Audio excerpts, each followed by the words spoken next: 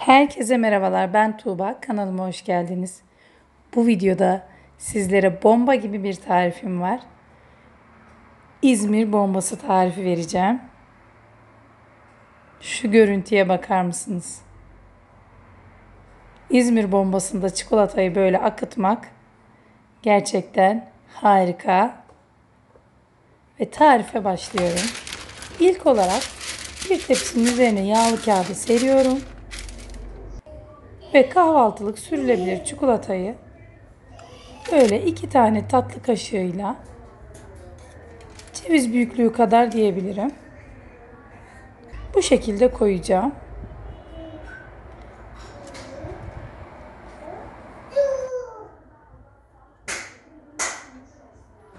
Bu şekilde tam 20 tane çikolata koydum ve buzdolabımın buzluk kısmına beklemeye alıyorum.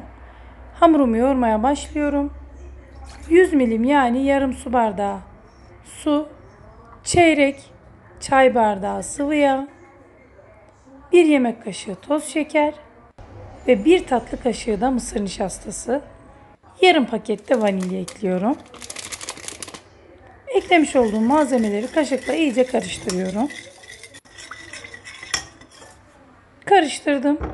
Şimdi ununu ekliyorum. Tam 1,5 su bardağı un kullandım. Yine gram ölçülerini de açıklama kısmına yazacağım. Unumun tamamını ekledim. Kaşığımı çıkarıp hamurumu elimle yoğuracağım. Bu tarifi mutlaka denemenizi tavsiye ediyorum. Gerçekten bomba gibi bir tarif. Hamurum hazır. Bir 15-20 dakika beklemesi için kapağını kapattım. Ve beklettikten sonra hamurum daha güzel bir hal alıyor. Daha yakından bakabilirsiniz. Şimdi hamurumu parçalara böleceğim. Ben tam olarak 21 tane kurabiye çıkardım. Küçük ceviz büyüklüğünde bezeler tutuyorum.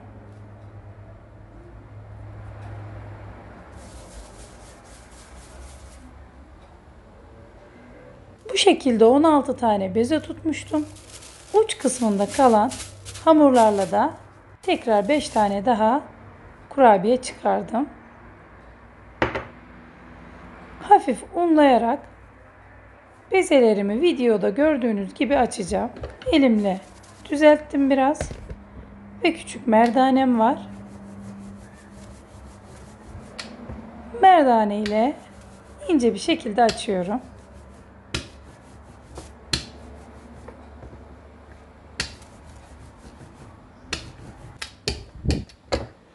Bu kadar yeterli. Büyüklüğünü sizlere gösteriyorum.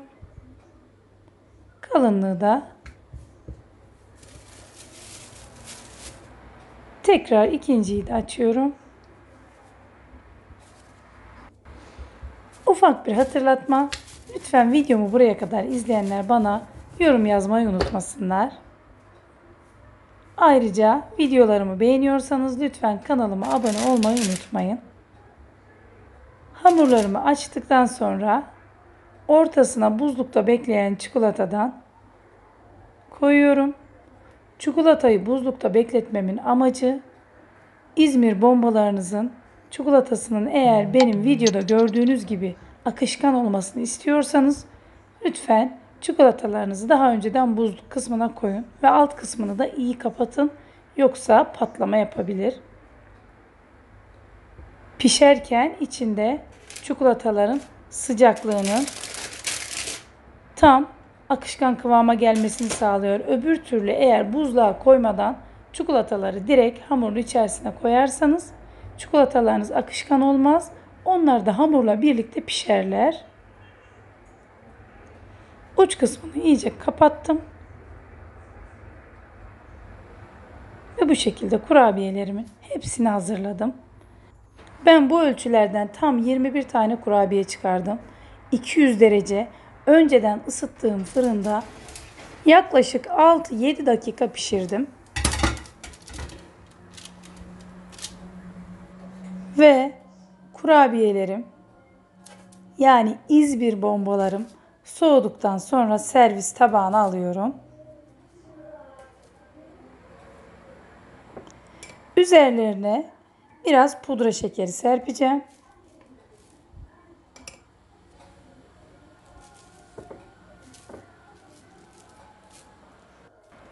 Mutlaka sizler de deneyin ve lütfen bana yorumlarınızı yazın. Gerçekten bomba gibi bir tarif. Birazdan sizlere iç dokusunu da göstereceğim.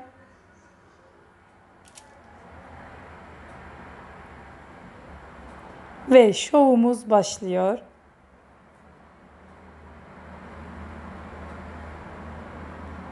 İşte bombamız patladı.